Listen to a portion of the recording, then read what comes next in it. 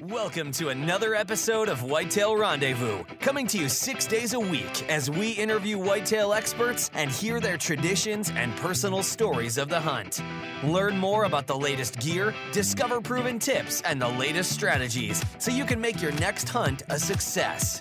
Now, here's your host, Bruce Hutchin. Whitetail Rendezvous is pleased to announce a partnership with GoHunt.com.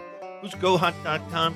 Well, if you're a DIY hunter, you need the information at GoHunt.com/insider. Why? Because it provides 4,200 profiles, every unit, every species, and every season. Furthermore, they give in-depth analysis, interactive maps, unit access, and seasonal trends. Draws are very important, and they give you the most accurate information in the business. All this is available when you go to GoHunt.com/insider. Make sure you use promo code WR when you join Insider. You'll get a $50 gift card to GoHunt.com Gear Shop. Remember, when you become a member of GoHunt.com/insider, you're going to get a $50 gift card to Go Hunt Gear Shop. What's in the Gear Shop? The best gear that you can buy for hunting the West. All in all, if you're hunting out West, 2018, GoHunt.com Insider is where you need to be to get all the research information. When you use promo code WR, Whitetail Rendezvous receives a small commission from GoHunt.com.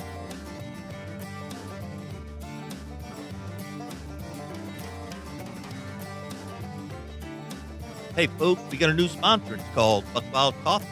What's so special about Buckwild Coffee? Well, a gazillion people go to Starbucks every day and drink coffee. Well, why shouldn't Buckwild Coffee offer you light, medium, or dark roast with free shipping? All you have to do is go to whitetailrendezvous.com, go to shop, and order your coffee, and I'll ship it out for free. Hey, thanks so much for visiting Buckwild Coffee. The best brew in the West, the best brew around the campfire, the best brew in the hunting shack, the best brew anywhere. Buckwild Coffee. Get yours today.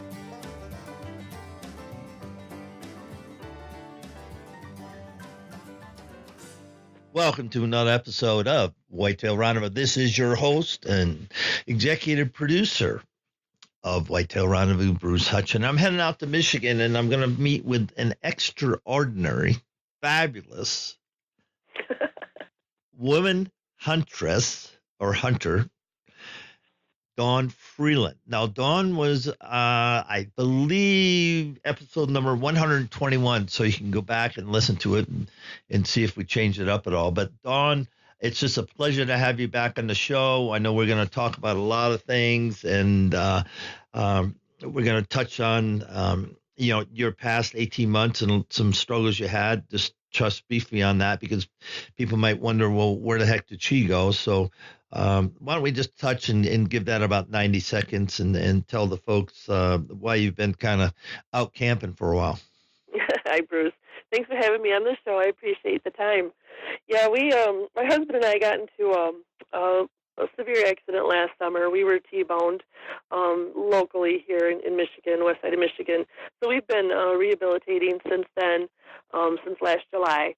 Both had broken backs, busted up necks. My husband also had a broken rib, and I had a traumatic brain injury. So we're still healing from that, but things are looking a lot better than they were. It'll be coming a year, like I said, in the middle of summers, but we're doing much better than we were. And we're starting to get things back to normal, and we're starting to gain some momentum here, and we're heading in the right direction. Well, that's great. And, it was fortuitous that we got, connected here in at the beginning of May, and it's turkey season. So let's talk about turkeys. I mean, I was fortunate. I hunted a couple of states. I did not shoot a turkey. I saw more coyotes than turkeys. But what's been going on in your neck of the woods? Well, we had spring turkey hunt here. In Michigan, you can take the last 2 weeks, give or take a few days there, end of April, for open over-the-counter licenses that they have. You don't have to apply for them. You can if you want to, but they usually have enough left overs that you can just purchase one over-the-counter. It's for private land. And so I had one of my pro staff for Women Fish 2 she's also a good friend of mine, Christy. She came out and she came out to go turkey hunting with me. We planned for the weekend, but her husband ended up getting sick, and he was not able, or so she was not able to come on out. It didn't work out, but she was able to come out for a couple nights after work last week. We had everything set up, got the decoys out there, got a call in, and tried to get something coming in. We sat there for a few hours and had some giggles and some laughs, but in the end, we had one hen come out right about 7 o'clock, 7:30. It's pretty standard when she starts walking around out there. And but she wasn't able to bring any of the boys back with her. None of the boyfriends, none of the husbands, nothing. And so we were kind of disappointed in that. But we whispered out there to have her bring it out the following night. And so Christy was able to come back out the second night, got everything situated, got out there, got the decoy set up, and started calling shortly after. Didn't hear any gobbles for a long time. Didn't hear anything talking back to us. Nothing was going on. Long about 6:30, we had a couple times to show up from across the field. One was strutting. One was fanning. He was the smaller, and he was gobbling back, too. He was the smaller of the two. The other one, just quiet. Didn't fan at all. Wasn't paying attention to what was going on. He just kind of paid attention to the other turkey. It was kind of a strange behavior there going on. But 200 yards out, and they would kind of peck at the ground a little bit, gobble a little bit, like I said, the one would, and then kind of strut towards us.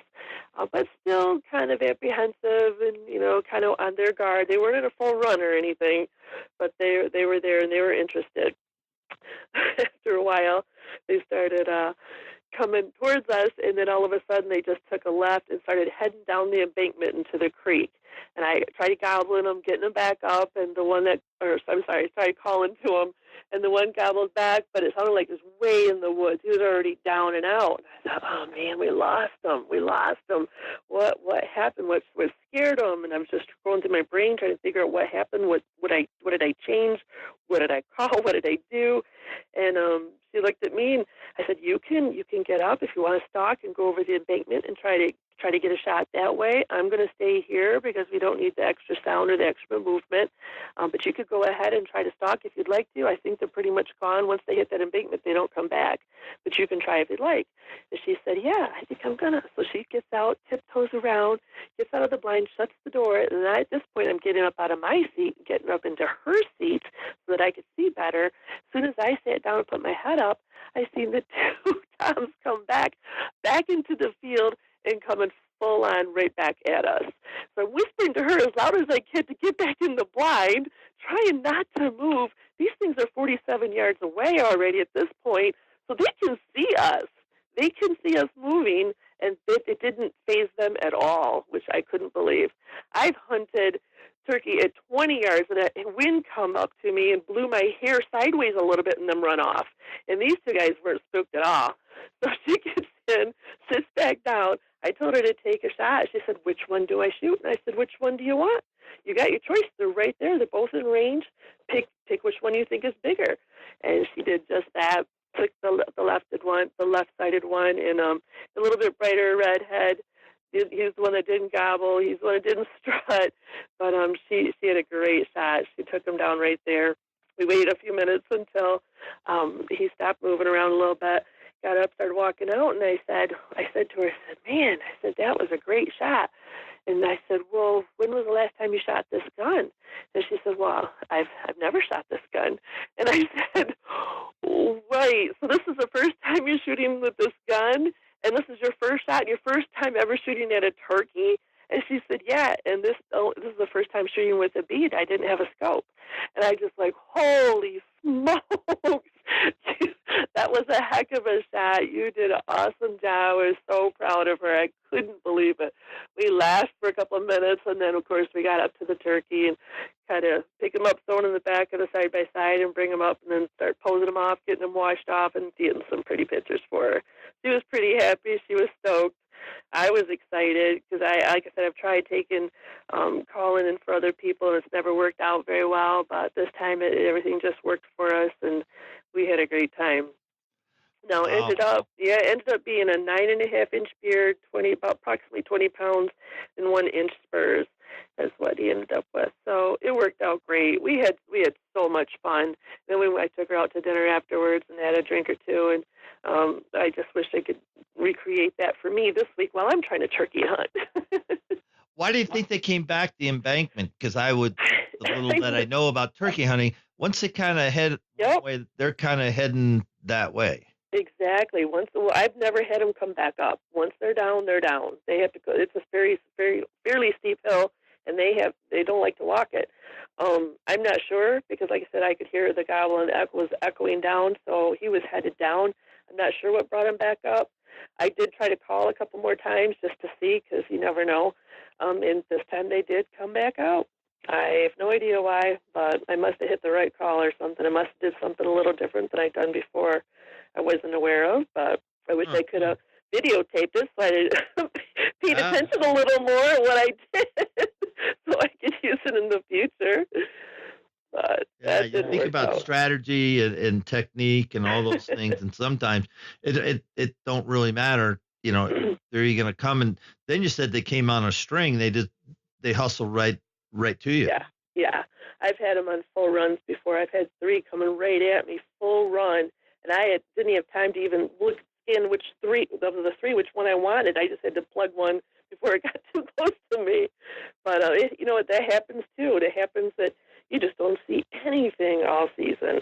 You just take the good with the bad. And in the end, it's all a challenge and it's fun and you have a good time. And what it's all about is just having that camaraderie with that person too, and especially a new hunter like that is just amazing. Feed that fire a little bit and get her out there in the woods a little bit more. Yeah, that's just.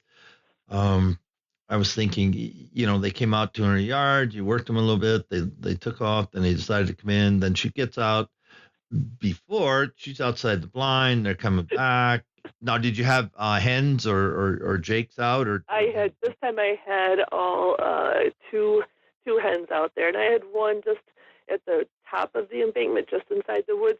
That way, sometimes I have some turkeys that are down below, and they don't see the decoys; they just hear the call. So if I put one at the top of that ridge, it kind of gives them something to aim for, and they know the prize that they're working for. Gives them a visual. I'm not sure if these guys saw her or not, but that's usually my layout plan, and it usually works pretty well for me. Yeah. Wow. And then, for your friend to just have a, beaded shotgun first time and staring down a turkey, and I get excited shooting anything, a rabbit, squirrel, it wouldn't matter. Right. That's a heck of a job. She did awesome, and like I said, she's not as tall as I am, so she's a little bit shorter, and she's gun's about as tall as I am, and she's lifting that thing out the window, and those turkeys didn't bother at all. That she was, we moved around and could hear the sounds change, and her sitting in the chair and moving, and didn't faze them one bit. They did not care. They were coming right in. So. Well, it was your night. That's about all you can say. Yeah, or her night. I have to say, I was was shaking just as much afterwards as if I had shot that gun myself. I was excited and just sparked for her for hours later, and it wasn't even my hunt. It was awesome. Yeah, I can. Yeah, I think a lot of our listeners can agree to that, especially hunting turkeys, because it really is a social event, for the hunters, and to see a first time hunter get their turkey is a great thing as far as I'm concerned. It's it's a rite of spring, and that keeps our hunting traditions alive. Yeah. That's for sure. When we talked about things a year or so ago, you were talking about, the position of women in hunting and the difficulties it was to kind of get your foot up. What's changed in that arena now? Well, I think that I do believe that the industry is taking us a little bit more serious. And then as far as if you're just talking about apparel or talking about firearms or bows, they're starting to not just have a pink-colored arrow, I mean, they're actually making full-on bows for women now, and we have more than just one to choose from, especially with guns. I mean, we're having so many more options than we ever had, ever. And it's not just, like I said, it's not just the color, it's the size, it's the weight, it's everything. Also, like I said, the clothing, apparel that fits our bodies better. I think that we're taking it more serious, and I think that the industry is noticing and recognizing, and they're responding with giving us better options too. Yeah, just if you go in the ATA the last couple of years, it's just huge. The market switch or change or pivot, whatever word you want to use, because they realize, one, women want to hunt, women have money, and it isn't just it's single moms, or ladies, career ladies. I know there's a lot of career ladies that say, heck, I want to go elk hunting, and I have the money, and I'm going to go elk hunting, and they're tougher, they're tougher than nails. So, it's definitely a good thing that I see, throughout these years, that it's a positive trend. And you have people like Kirsty Pike that has grown her business significantly. And she's just one person that I know very well that's been very successful with a company, specifically for women. Right. It's just been amazing. We're being receptive too. We're being receptive. They're receiving us. It's a two-way street now. At first, I wasn't sure how it was going to go. If this was just going to be a fad, this was just something that was popular at the time. But I don't think it is. I think this is really sticking around. I think a lot of people are really getting into it. They're appreciating the whole. The way that we do things better. I think that they're appreciating it more, the process that we have to go through. I think they're understanding it as far as, planning the hunts, what goes into it. And like I said, if you can afford some of the higher end hunts and the farther away and the bigger game, that's awesome. Get out there and enjoy yourself. Or if you have to save up for a long time too, that's what you got to do. But we're all in this together, and we all have the same attitude, and we all have the same end game, is to have a great experience. Whether you were able to successfully harvest an animal or not is not the point. You're out there to have a good time and to enjoy the surroundings and enjoy what God has given us. So talk to me about Women Hunt Too, where that's going, and what you hope to bring forth in 2018 and beyond. Yeah, since, like I said, this last year, business has been a little bit slower just because I haven't been able to work very much in my rehabilitation. So I haven't pursued too many things coming down the line for Women Hunt Too. However, this year I specifically will be able to go on 2 different bear hunts this year, both in Canada, which is amazing. One is Gathering Lake Outfitters, and the other one is Tom's Black Bear Guiding Service. Both places I've been to before, and they're just amazing. Good times with both of them. So I'm excited about that. Perhaps a wolf hunt, I'm not sure. That's always something in the back burner too. We'll see. We can work one of those in, but I'm ready to go. I'm ready to kind of make up time a little bit for what I missed out on last year. We do have some events coming up. For the outdoors ladies out there, let's just say, we have some of the expos and shows we have coming up. They're just low key, but they're fun and they're exciting. For instance, the Fun and Sun RV and Camper Show in Silver Lake, Michigan, that's coming up on June 2nd and 3rd. That's a camping event. I'm going to be there camping at Lot 82, and I'm going to be talking to women and children about fishing and camping and getting outdoors, and doing some activities with them to try and encourage them and feed that fire in them also, and get them out there more often. That'll be a fun one. And then I have a big one at the Outdoor Weekend at Woods and Waters, which is in Imlay City, Michigan. That's an all weekend, a Friday, Saturday, and Sunday, September 7th, 8th, and 9th. I'll be in booth 51 in the Blue Building, just promoting women in the outdoors again, hunt, fishing, camp, and whatever that looks like to you. To me, it's, all 3. I love all 3. Some women, not particularly fond, perhaps, of of hunting or fishing or camping, but then they'll do one of the other ones. Maybe they'll fish, but they'll enjoy it. Maybe they'll go for walks or hikes, and whatever that looks like to them, we just want to encourage them because we want to get all women outdoors.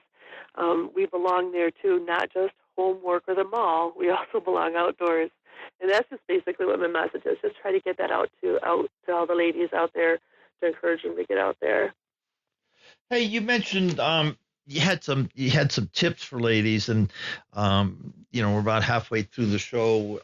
So why don't we talk about the tips? I think must-haves. Yeah, I have the 5 must-haves for every woman hunter. Number one is safety. You have to have some which equals also common sense. Beware of your surroundings at all times. Beware of the threat of predators in your area that you're hunting in. Beware of the bucks during the rut season. Use safety harnesses when using the tree stands. Wear hunter's orange and flashlights at night. Bring your phone, two-way radio, something, walkie-talkie, something to communicate to somebody else. Let them know where you are hunting at and when you're supposed to return. You just need to let them know, just in case something was to happen. So safety is number 1. Number 2 is training, which goes along with hunter safety. Practice, lots of practice. Do your homework. Google what you're hunting and where you're hunting, what the area is like, what are some of the natural predators in that area, if it's something that you're not familiar with. Number 3 is your license. Don't forget your license. After all you've been through, after everything you've done, that's the one thing I think I always have it on me. And then I have to stop and consciously think, where is it at? Is it which pocket is it in? Which backpack is it in? Make sure you always have that with you. Number 4 is descent. You people descent their clothing, their body, their hair with unscented shampoo and conditioners. But a lot of times people forget to do their boots and their backpacks, things like that. Your slings, things like that you consider everything on your body, but you don't think of something you're adding later.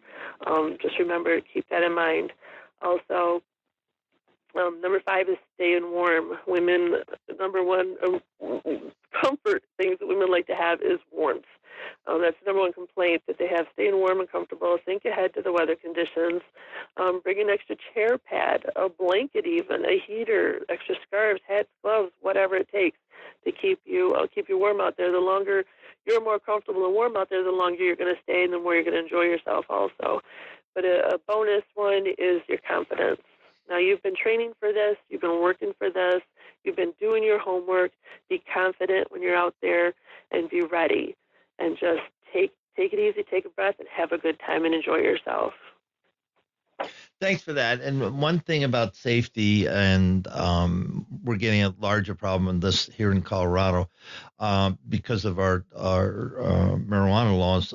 People are growing on the national forest or BLM land. And so women hunt, a lot of women hunt, in Colorado. I mean, no question about it. Mm-hmm. And there's some great hunters. But having said that, a lot of them are carrying small LCPs or a small 9, just, to not even the odds, just a deterrent and just as a confidence that they can get into a situation where it could be real uncomfortable and they can say, look, this is what I'm going to do. I'm going that way.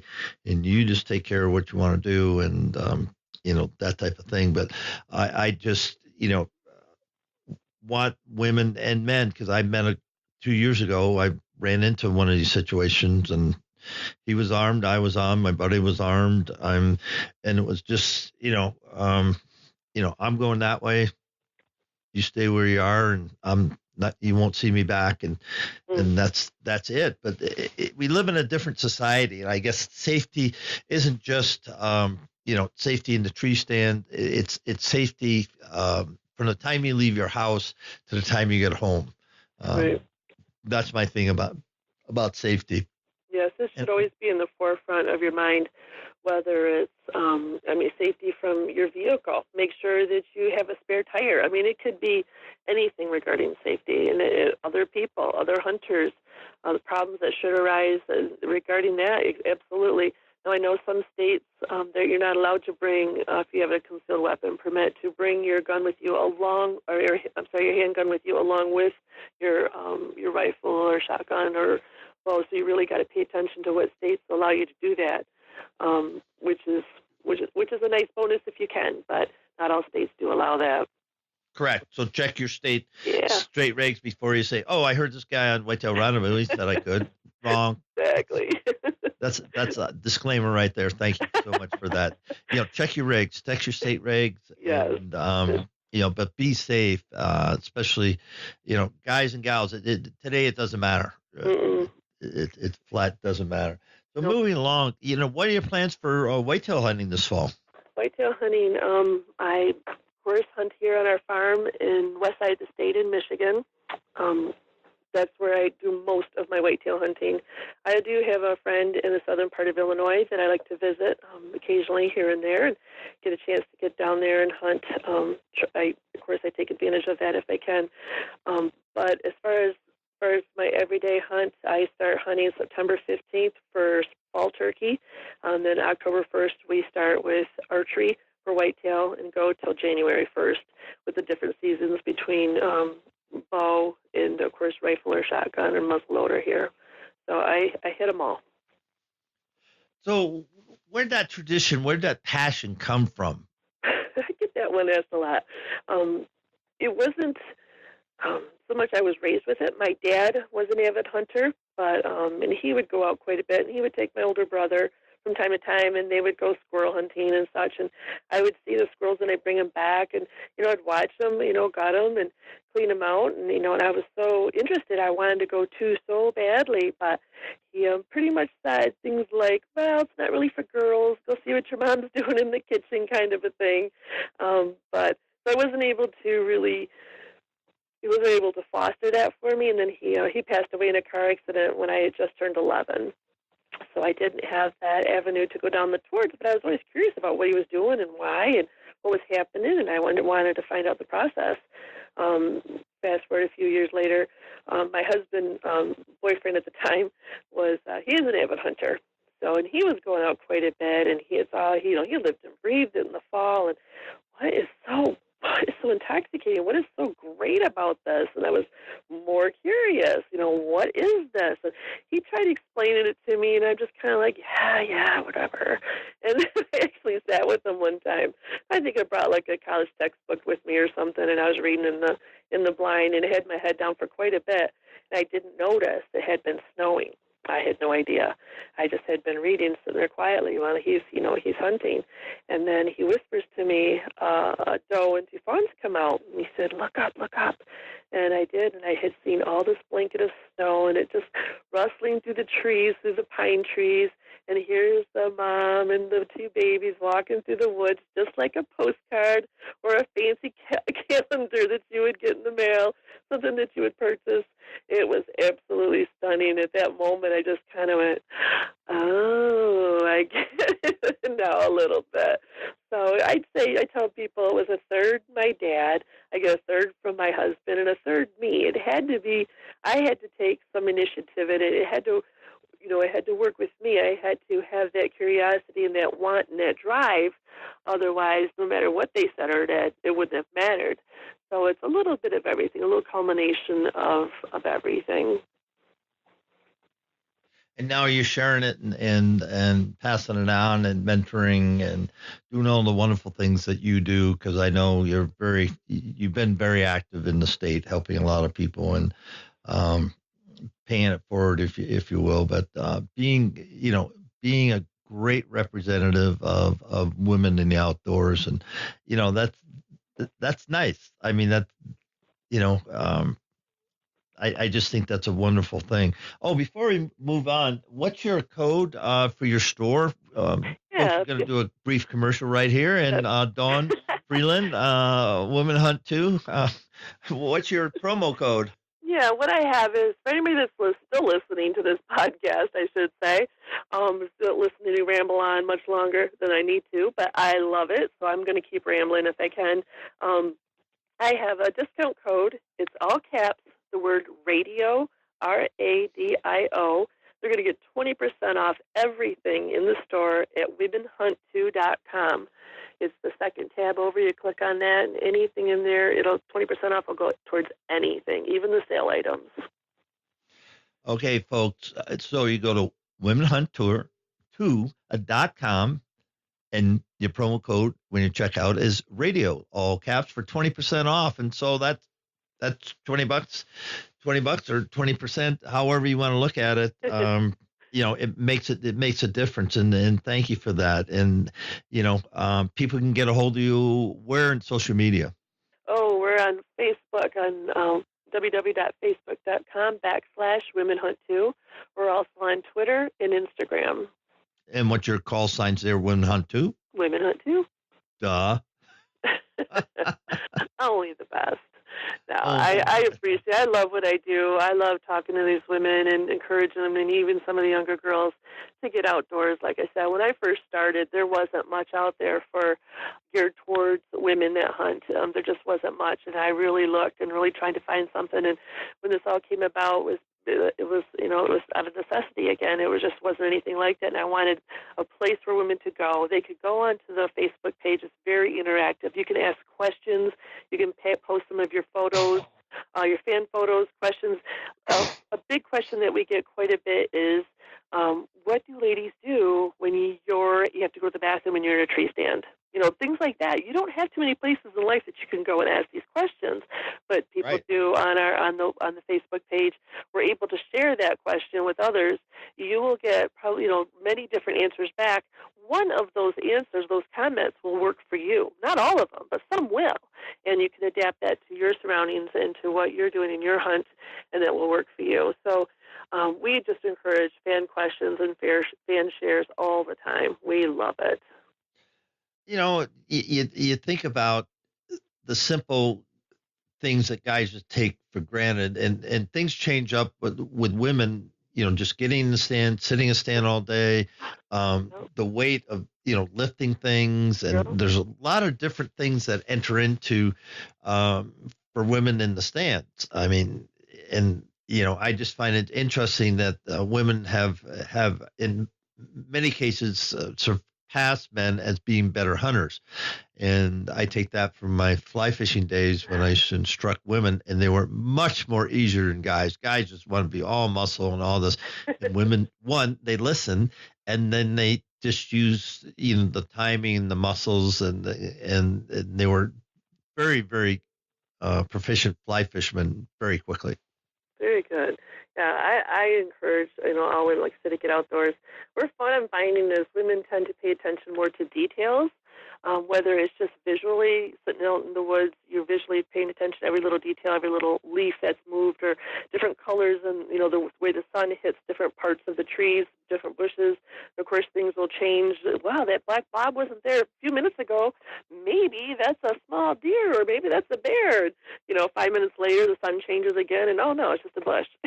But women tend to pay attention to some of the little minor details a little bit more than guys do. Just a fact. I'm sorry.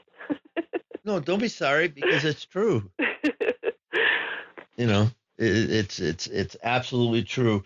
Well, with this, we're just going to wrap up another episode of Whitetail Rendezvous with Dawn Freeland of Women Hunt 2 out of Michigan. And ladies, check her out.